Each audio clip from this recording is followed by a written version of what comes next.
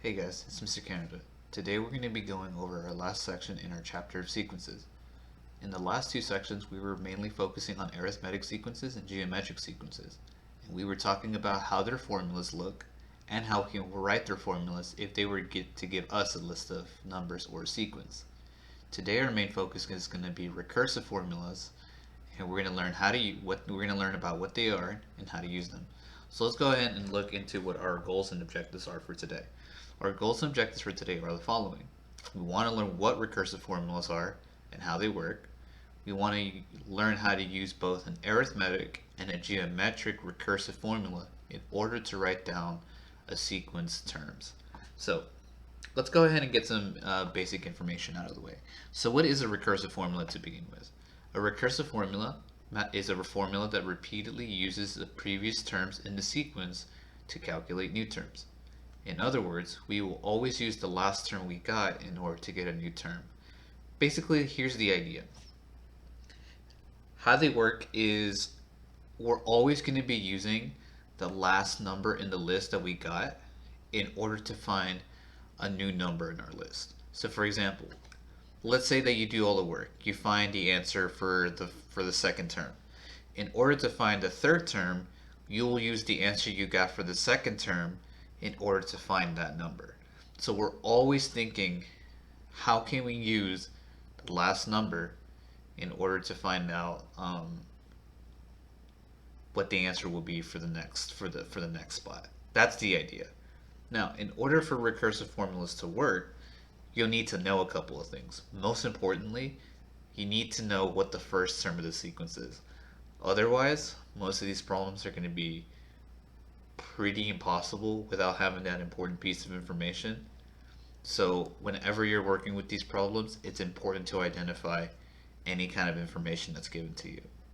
So let's actually look into an example about how these recursive formulas actually work in action. You're going to see that a lot of the work tends to be kind of repetitive, but getting the actual sequence starting is the important part. So let's go ahead and look at an example. So use the recursive formula to write out the first four terms of the sequence. So let's go ahead and identify what the important parts are here every single time you're doing a problem like this. The first things first, every single one of these problems should give you a formula to work with. Otherwise, it's kind of impossible to even work out a sequence. So here is one real important part that you have to notice. How do we actually read this? Well, basically, this part right here, remember, is the general term, and that's always going to be the term that we're looking for next. While this guy right here is the answer that we got last time. So a with the n-1 is the answer from the last term. So the last let me not use the last term. Let me use the word previous. The one from before, previous term.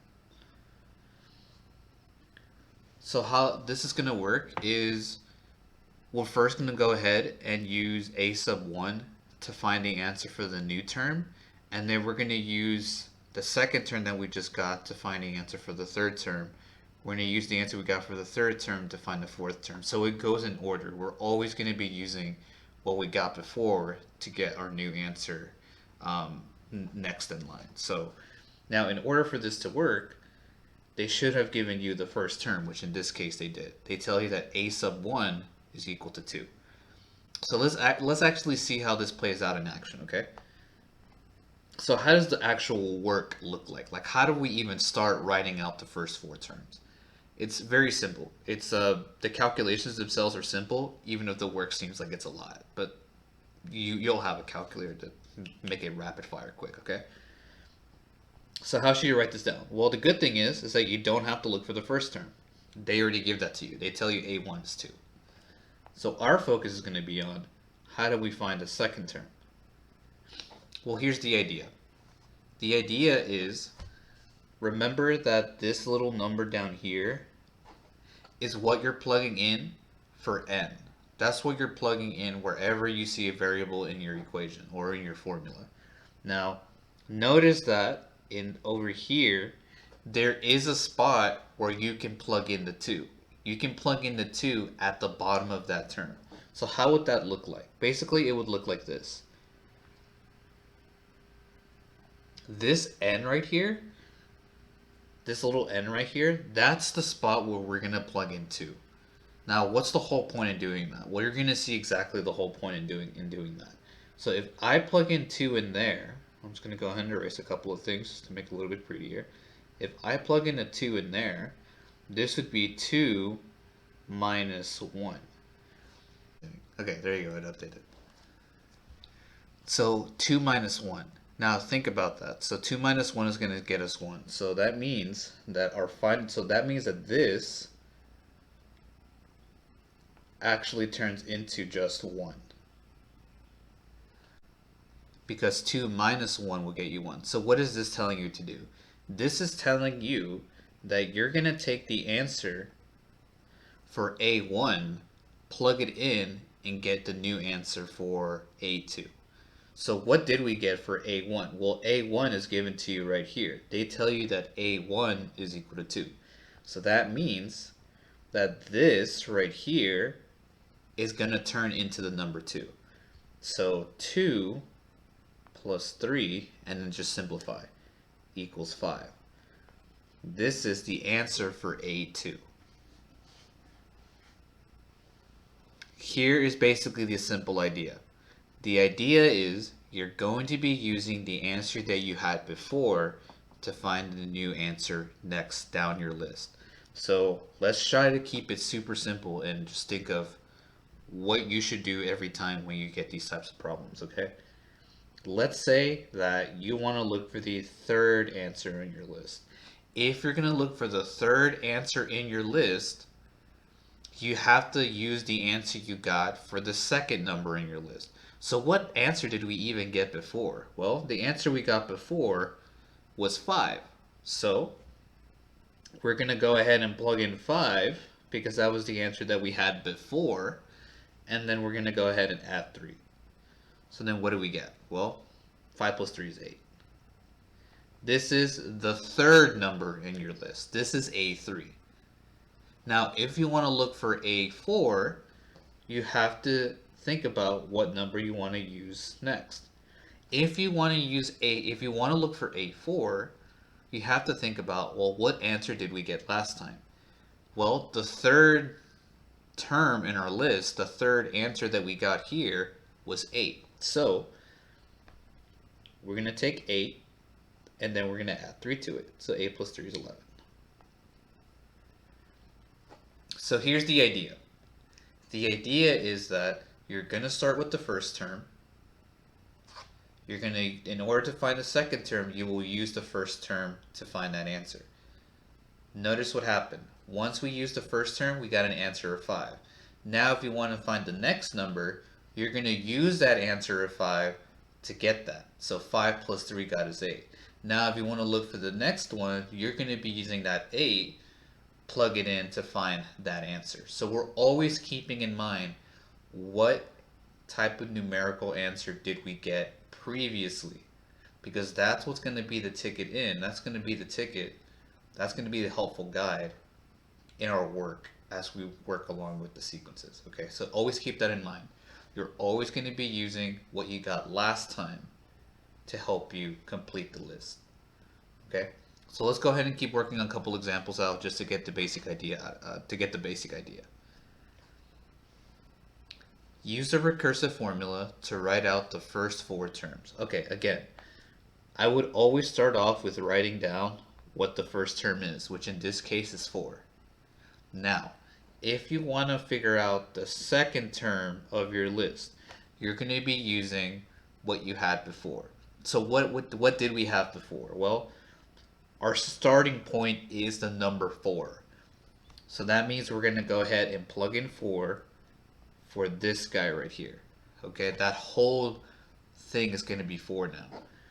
So 4 minus 1 equals, well, 4 minus 1 is 3. That means this is your A2.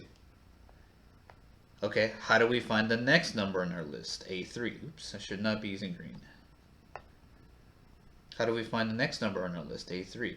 Okay, think about this. what was the answer that we just got? Well, we just got a 3 as an answer. So guess what? You're going to be reusing that 3 to find the next number. So 3 minus 1 equals 2. Okay, that means the third number in your list will be 2. Okay, how do we find the last number in our list? Well, what was the answer that you just got a few seconds ago? Well, we just got an answer of 2. So guess what? That's what you're going to plug in. 2 minus 1 was going to get you 1. So now you have all 4 terms of this sequence. A1 is 4, A2 is 3, A3 is 2, and A4 is 1. You're always going to be using the answer that you got before to get the new answer that's going to be next in your sequence. Now sometimes it's not going to be as simple as just hey, I'm always going to be adding something, or hey, I'm always going to be subtracting something. Sometimes you do have to multiply your terms in order to get the next one. So what does an example like that look like? Look at this one. Use the recursive formula to write out the first 4 terms. Again, they already tell you that A1 is 4. That's the good part. That means you only have to look for 3 more terms and then you're good to go. Now notice what's different about this formula. This time, the formula here is saying you're going to take the last answer you got and you're going to multiply it by 5.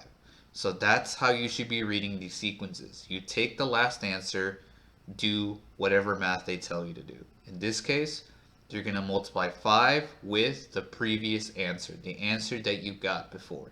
So let's go ahead and see how that works out in action. A2. I'm going to be multiplying 5 times the answer that I got before. So what answer did we get before? Well, our starting number is 4. So let's go ahead and put 4 in here. So what is 5 times 4? Well, in this case, it's going to be 20. That's going to be the second number in your list. Okay, let's find the third number in your list. I'm going to do 5 times whatever number I got before. Well, what answer did we just get? Well, we just got 20. So I'm going to go ahead and plug in 20. So 5 times 20 is 100. Okay, now let's find the last term, A4. Again, the rule says we're going to take 5 and multiply with the answer that we got before. So what answer did we get before? Well, we got 100. So we're going to go ahead and put 100 here, and we're going to multiply it, which should get us 500.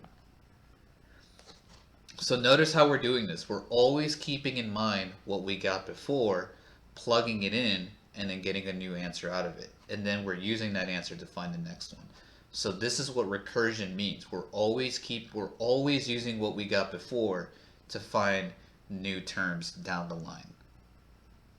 Let's go ahead and finish off this video with one more example that incorporates both multiplication and addition or subtraction. So here's our last example. Our last example is use the recursive formula again to find the first 4 terms. Notice that this particular formula has 2 working pieces. First, it's this piece right here, and then it's this piece out on the side. So how should you read this formula? This is basically saying, hey, I want you to multiply the answer first by 3 and then take away 5. So that's going to be our game plan. First multiply by 3 and then subtract away 5. So it's a 2-step process. Again, start off by writing down what A1 is. A1 is 3. That's going to be your starting number. Now we can go ahead and start with A2. So how do we look for the number for A2 using the formula that's on the screen? Remember, this is saying you're first going to take whatever you had before and multiply it by 3 and then take away 5.